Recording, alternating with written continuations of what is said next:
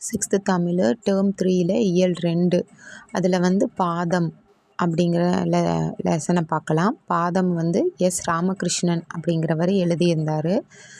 இது பார்த்திங்கன்னா என்ன கதை அப்படின்னு பார்த்தீங்கன்னா, இப்போ ஒரு தேட்டர் வாசலில் வந்து செருப்பு தைக்கிற ஒருத்தர் வந்து உட்காந்துருப்பார். ஒரே மழையாக பெஞ்சிட்ருக்குது.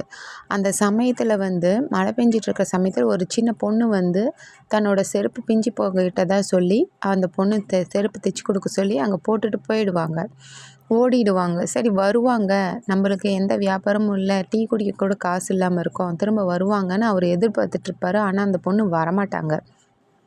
அப்புறம் அவர் அந்த அந்த செப்பல் எப்படி இருக்குன்னா பார்க்குறதுக்கு இளம் சிவப்பு கலரில் இருக்கும்.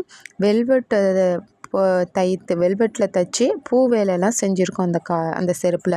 அவரும் தைச்சி வச்சுட்டு அந்த பொண்ணு வருவாங்க அப்படின்னு பார்த்துட்டே இருக்கார்.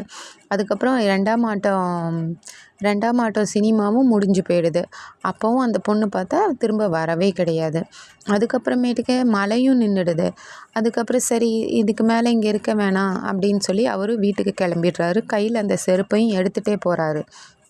எடுத்துகிட்டு போய் அந்த செருப்பை வந்து தன்னோட நீல நிற பையில் வச்சு எடுத்துகிட்டு போய் அங்கே பார்க்குறாரு. அப்புறம் வீட்லேயும் ஒரு தடவை செருப்பை எடுத்து பார்த்துட்டு அதுக்கப்புறமேட்டுக்கு திரும்ப அடுத்த நாளும் வந்து காத்துட்ருக்காரு. அப்போவும் அந்த பொண்ணு வர கிடையாது.